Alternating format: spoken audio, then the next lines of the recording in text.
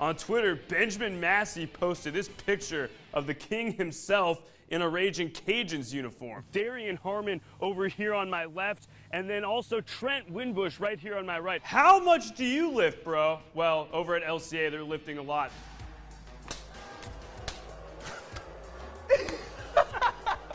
Greg Williams Jr. in the house. St. John's men's hoopster. They would have said it's the Raging Cajun Family Fun Pack. Frank Bartley, Jonathan Stove getting caught up in a little bit of a skirmish during the handshake. In less than 24 hours, the Raging Cajuns will be taking on LSU in Baton Rouge. Peyton, what are you doing here, bro? This is my domain. Shouldn't you be in school at Turling's Catholic High School studying or something? You called me, Collin. I did? I can be your hero, baby. I can be your hero, baby. Pierre Dupree. Otherwise known as Pierre Dupree. He's a junior. Louisiana's first 2 dates with Arkansas State were terrible. It was the equivalent of a woman not responding to you on Tinder or Bumble. You're playing professional volleyball over in Germany now. What's that experience been like for you? Welcome back, everybody. It's a hashtag Boom Sauce Blowout Fiesta, baby.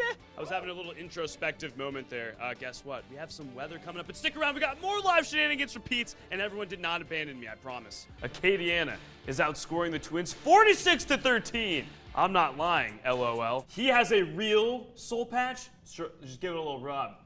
I got one too. You see this? You sit next to him, you get one of these. Hey-ya! Coming up next in Deportes, we're not talking karate, we're gonna be talking some Raging Cajun softball. Stay with us, I gotta fight this bad guy. Another upset here at Upset Central. March 20th, 1992, Tempe, Arizona. Eric Mouton guided the UL men's basketball team to victory over the 4th-ranked Oklahoma Sooners, the Cajuns' last NCAA tournament win.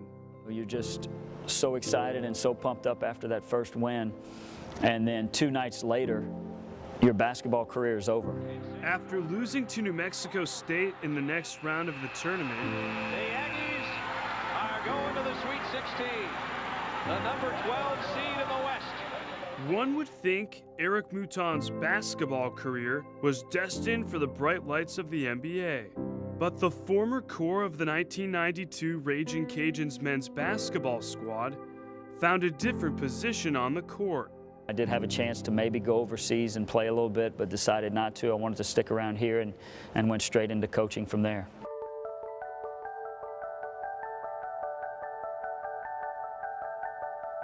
It's our first game. Our first chance to stay undefeated. Let's make sure we do the little things that are going to win games. But there's one player on the roster who will be coached by Eric for his final season at Ascension. 3 tough. 1, 2, 3. Tough. I'll never forget the day we went to the ultrasound, and I was of course hoping for a boy, and we went to the ultrasound, and the nurse said, "I've been wrong before, but I'm 100% sure that you're going to have a boy." And March 24th, 2000, Eli was born. Having a special relationship with my dad, I was eager to start that relationship with him and to help him grow, and as he got older, to help him if he wanted to be a basketball player. And I kind of pushed him toward that from an early age, and he loved the sport. Ever since I started playing, he coached me a lot. All my teams, Biddy, AAU. He's really taught me to have a work ethic, like not just on the court, but off the court. You know, he pushes me, he makes me work hard. But Eric's 2 roles eventually created friction when the lines of being a father and coach started to blur. I was probably his coach more than I was his dad, and it hit me one night. You know, my wife is on me about being so hard on him and being so tough on him, and I was probably his coach 90% of the time and his dad only 10% of the time. I didn't want to sometimes. Sometimes I just didn't feel like it, because I think just over the course of my life, he pushed me too much. And I told him one night, I said, "Look, I'm going to change. I am going to be your dad more than I'm going to be your coach."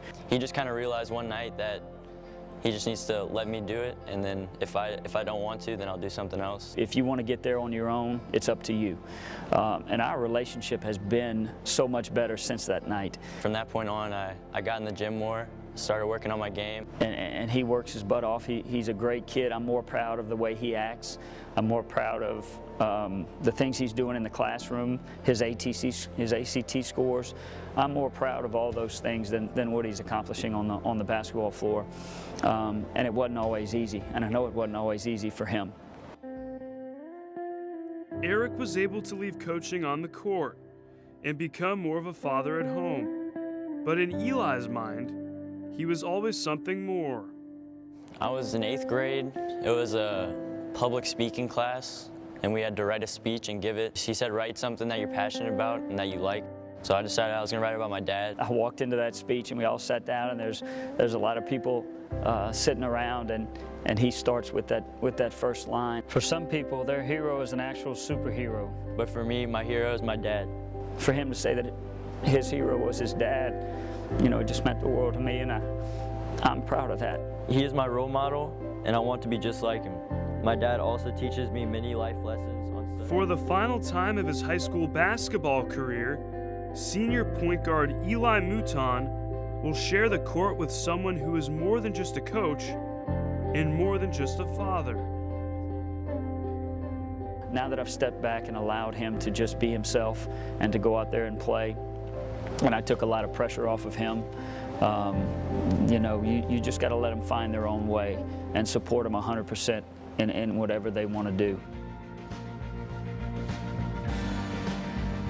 Eric Mouton, a UL legend, a coach, a father, and his son's hero.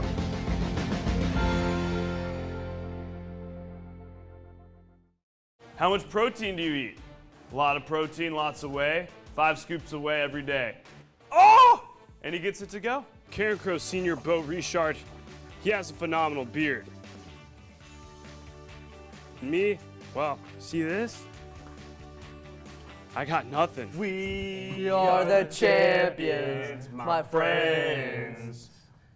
And we keep on fighting to the end. Kanan rock out with the guitar solo.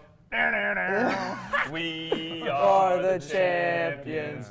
We are the champions. Mr. Brennan Williams. Dude, give that back. It's for Brennan. You're moving to St. Peter, Minnesota to play football. It's awfully cold. I think you're gonna need this coat. Here you go, man. And then I got something else for you. Hang tight. We got one more coat for you as well. The Turling's Catholic product was in the circle for, well, all 3 of those wins. Hashtag summertime. Hey man, what are you doing? That's mine. Yeah, we'll do.